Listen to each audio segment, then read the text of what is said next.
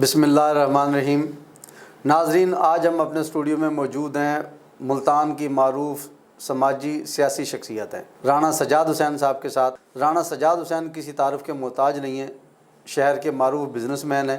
Student politician سے انہوں نے اپنی پولیٹیشن کا آغاز کیا، کونسلر سے انہوں نے اپنی پولیٹیشن اپنے علاقے میں عوام کی خدمت کرتے ہوئے اپنے اس سیاسی کیریئر کو شروع کرتے ہوئے اس وقت حلقہ پی پی 217 کے ٹکٹ ہولڈر ہیں پاکستان پیپلز پارٹی کی جانب سے اور مضبوط کینڈیڈیٹ ہیں اپنے ایریا کے۔ انہوں نے اپنے سابقہ کیریئر میں اپنے علاقے میں کروڑوں روپے کے ترقیاتی کام کرایا اپوزیشن میں ہوتے ہوئے۔ بینگ اے بزنس مین اپنے علاقے کے نوجوان طبقے کو نہ صرف روزگار دیا بلکہ مختلف شعبہ جات میں ملازمتیں بھی دی۔ ہم مزید تفصیلات جانتے ہیں اور سیاست کے بارے میں، اس وقت جو ملک میں سیاسی صورتحال ہے اس کے بارے میں بھی جانیں گے رانا صاحب سے۔ ان کے حلقے میں جو ترقیاتی کاموں کے حوالے سے پی ٹی آئی کی جانب سے کافی ساری شکایات ہمیں مل رہی تھی، انتقامی کارروائیوں کی وجہ سے بہت سارے پروجیکٹ رکوا دیے گئے، پینڈنگ پڑے ہیں، پائپ لائن میں پڑے ہیں، ان کی فنڈنگ روکی گئی تھی۔ ہم ان سے جانیں گے ان تمام تر سوالات کے جواب۔ جی جناب رانا صاحب۔ جی، میں سب سے پہلے تو یاسین لیک صاحب آپ کا شکریہ ادا کرتا ہوں کہ آپ نے مجھے یہاں اپنے اسٹوڈیو میں دعوت دی اور مجھے بات کرنے کا موقع دیا، تو اس کے لیے میں آپ کا اور آپ کے چینل کا مشکور ہوں۔ جی بالکل۔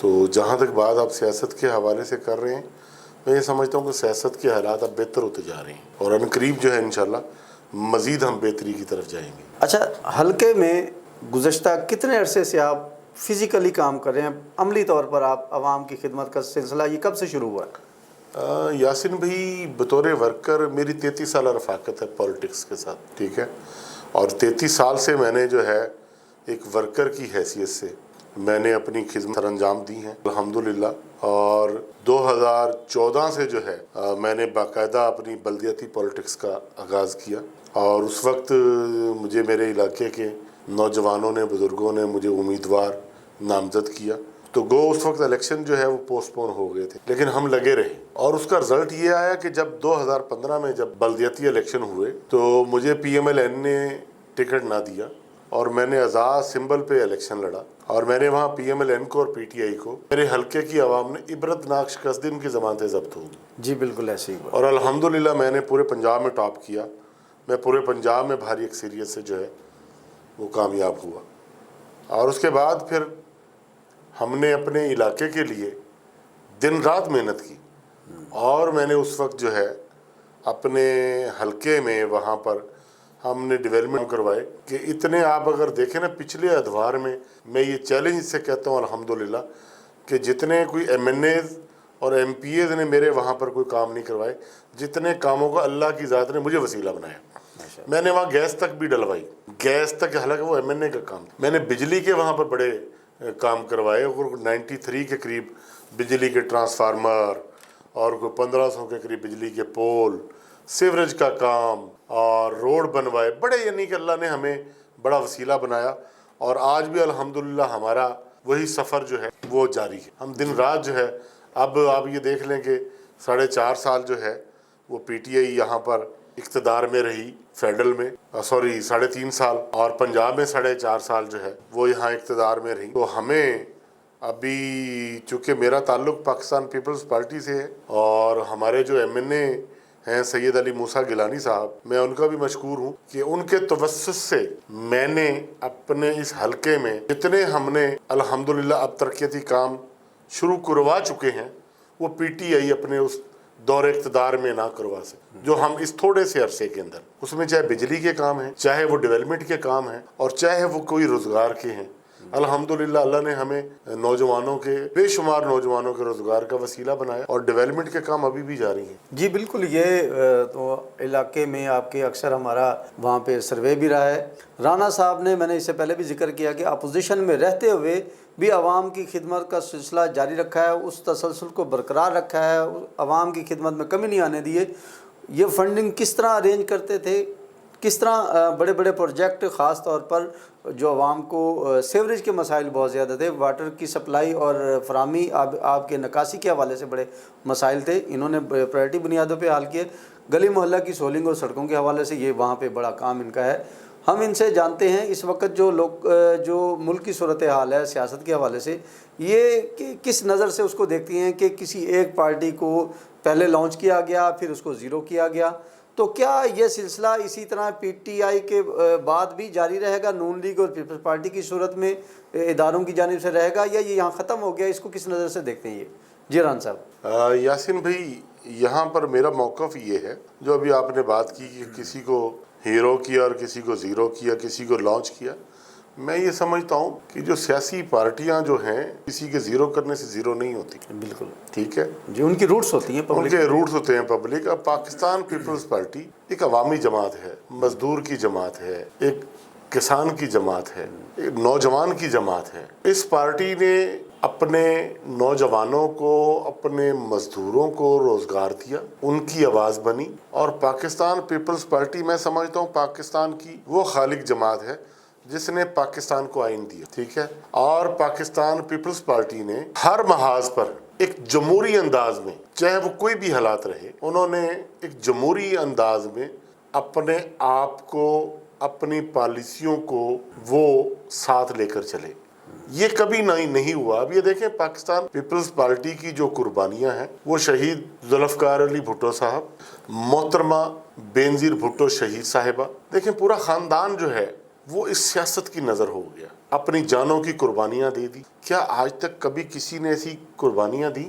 بالکل بھی نہیں۔ لیکن اس کے باوجود اس پارٹی کی لیڈرشپ نے اپنے آپ کو آئینی حدود میں رہ کر اور صبر تحمل کے ساتھ اس ملک کی خاطر جو ہے وہ اپنی خدمات سر انجام دی، اور جس کا ثبوت آج یہ دیکھ لیں کہ پاکستان پیپلز پارٹی جو ہے وہ شہید ذوالفقار علی بھٹو سے لے کر محترمہ بینظیر بھٹو اور صدر آصف علی زرداری کے بعد اب بلاول بھٹو زرداری صاحب جو ہیں، اب یہ چوتھی نسل میں جو ہے ان کی وہ پارٹی جو ہے وہ آ گئی ہے۔ اس کی وجہ کیا ہے کہ ان کی جڑیں جو ہیں وہ عوام میں ہیں، یہ عوامی جماعت ہے۔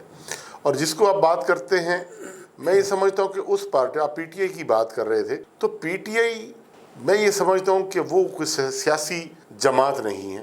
اس پارٹی نے جو اس طریقے سے جو پرفارم اس کی رہی ہے پچھلے ادوار میں، وہ ایک سیاسی جماعت کی نہیں تھی۔ اس نے کیا متعارف کروایا؟ ہمارے نوجوان کو ٹریپ کیا، اور نوجوان کو ٹریپ کر کر انہوں نے ہمیں جو کلچر متعارف کروایا۔ کیا مجھے یہ بتلائیں، سن 1947 کو جب پاکستان مارج وجود میں آیا، کیا قائد اعظم نے اور علامہ اقبال نے یہ خواب دیکھا تھا؟ ہمارے آباء و اجداد اس پیارے پاکستان کے لیے اپنی جانوں کی قربانی دے کر، اپنا تن من لٹا کر، ہمارے وہ لوگ جو ہیں وہ ہجرت کر کر اس ملک کی خاطر یہاں آئے، اور یہ کیا اس پاکستان کی خاطر اس لیے ہم نے قربانیاں دی تھی کہ یہاں پر بے حیائی ہوگی، بد زبانی ہوگی، نہیں جی بالکل، بد اخلاقی ہوگی؟ یہ ہماری تہذیب کا حصہ نہیں ہے۔ نہیں، حصہ نہیں ہے۔ لیکن سوری، ہمیں جو ہے وہ یہ چیز متعارف کروائی گئی۔ آج حالات اس طرف ہیں کہ یہ دیکھیں یہ ادارے کون ہیں؟ وہ ادارے پاکستان ہیں۔ جب آپ اپنے اداروں کے مد مقابل آ جائیں گے اور ان اپنے ادارے کے ان لوگوں کے ساتھ جن کے توسط سے ہم لوگ محفوظ بیٹھے ہیں، وہ ہماری خاطر اپنی جانوں کی قربانیاں دے رہے ہیں، جام شہادت نوش کر رہے ہیں، بے شک، تو اب جب ہم ان چیزوں کو خاطر خواہ میں نہیں رکھیں گے اور ہر چیز کو ہم بلیا میٹ کر دیں گے، تو پھر اس کا رزلٹ تو یہی آئے گا۔ یہ کسی نے ان کو زیرو نہیں کیا، جی بالکل، یہ ان کے کریکٹر نے، جو ان کا کریکٹر تھا۔ اب یہ دیکھیں، کبھی کسی سیاسی جماعت نے پیٹرول بم بنائے، کبھی کسی سیاسی جماعت نے گلیل کے ساتھ اپنے جو ہے وہ پولیس کے نوجوانوں پہ، اپنے رینجر کے نوجوانوں پر، یہ کوئی انڈین فورسز ہیں یا یہ کوئی کشمیر ہے کہ جس طریقے سے جو ہے وہ ہمارے ان اداروں کے لوگوں کو، ہماری املاک کو، ہماری ان چیزوں کو جلایا گیا؟ تو میں یہ سمجھتا ہوں کہ یہ ایک غیر ملکی ایجنڈا تھا۔ اور آج میں آپ کے اس چینل کے توسط سے یہ بات کروں گا کہ اس وقت حکیم سعید صاحب نے جو اپنی کتاب کی رونمائی ہوئی، نمائش ہوئی، تو اس میں انہوں نے جب اس وقت یہ ذکر کیا تھا کہ ایک ایسی لابی کو، ایک ایسے شخص کو لانچ کیا جا رہا ہے، لانچ کیا جائے گا جس سے اسلام مخالف اور پاکستان مخالف جو ہے وہ کام لیا جائے گا۔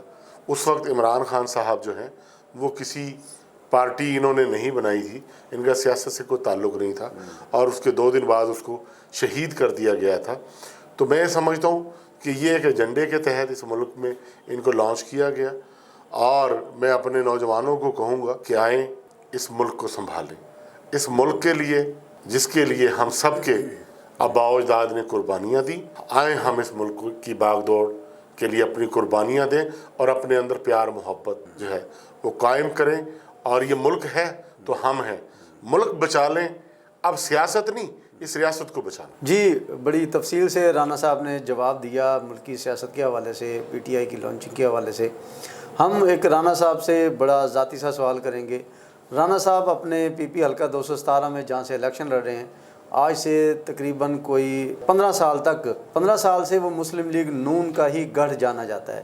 رانا صاحب کی اپنی فیملی کے ممبران ہی مسلم league known, P T I اور مختلف جماعتوں کے ساتھ ایفیلیٹڈ ہیں۔ تو رانا صاحب کیا سمجھتی ہیں کہ ان کا فیملی کا، برادری کا، اپنے ورکرز کے حوالے سے جو ووٹ بینک تقسیم ہوگا اس میں کس حد تک شیئر لے پائیں گے، کس حد تک کامیاب ہو پائیں گے؟ جی رانا صاحب۔ جی یاسین بھائی، جہاں تک آپ برادری کی بات کرتے ہیں، میں سمجھتا ہوں کہ پی پی 217 جو ہے وہی میری برادری، اس میں وہاں پر بسنے والے وہ تمام میری برادری ہیں، اور وہ تمام میرا حصہ ہیں۔ اور جہاں تک بات پولیٹکس کی ہے، یہاں پر ایم پی ایز اور ایم این ایز بنتے رہے، وہ مختلف برادری سے جن کا تعلق تھا، تو ہر بندہ آیا اپنا کردار ادا کر کے چلا گیا۔ تو یہ فیصلہ کرنا ہے حلقے کی عوام، وہاں کے نوجوانوں نے۔ میں جو آیا ہوں، میں ورکر ہوں، اور میں ایک محنت میں نے کی ہے، اور میں ایک خدمت کا جذبہ لے کر آیا ہوں، اور اگر مجھے میرے حلقے کے نوجوانوں نے اور میرے حلقے کی غیور عوام نے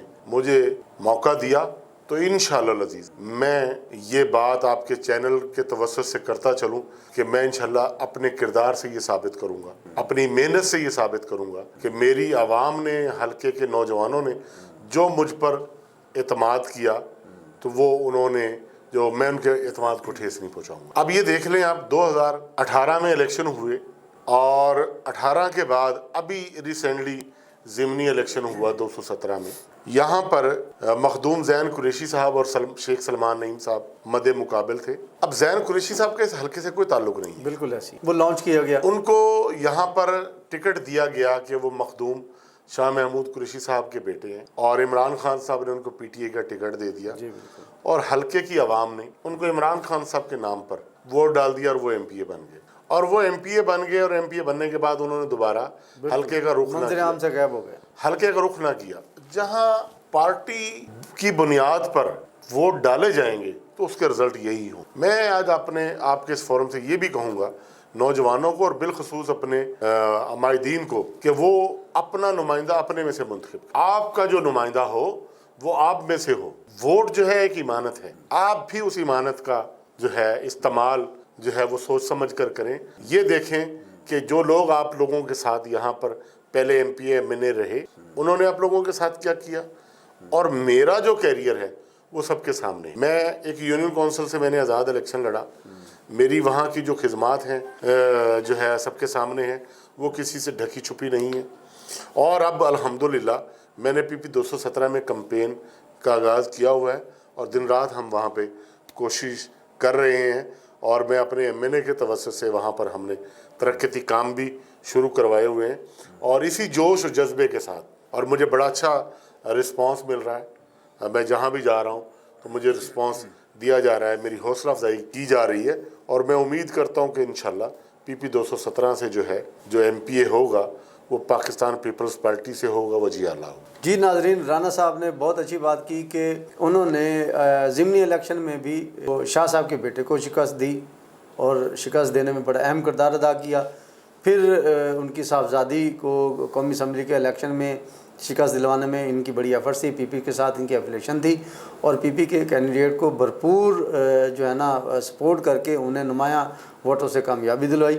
ایک بڑا واضح سے میسیج ہے کہ پارٹی کی بنیادوں کی بنیاد اپنے حلقے کے عوام سے جو نمائندہ وہاں پہ کینڈیڈیٹ سامنے آتا ہے، اس کی شخصیت کو، اس کے کردار کو دیکھتے ہوئے ووٹ دینا چاہیے۔ جہاں تک حلقے کے عوام کی ایکسیس ہو، ایسی شخصیت کو یقیناً ہمیں نظر انداز کرنا چاہیے، ہمیں ٹھکرانا چاہیے کہ جن تک عوام کی ایکسیس نہ ہو۔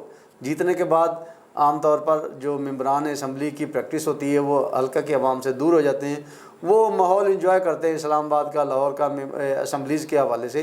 عوام بیچاری 5 سال بعد ہی ان کا دوبارہ الیکشن پہ چہرہ دیکھنے اور ملنے کے نا وہ سامنے صورتحال آتی ہے۔ اس کے ساتھ ہی ہم اگلے پروگرام تک کے لیے اجازت چاہیں گے۔ اللہ حافظ۔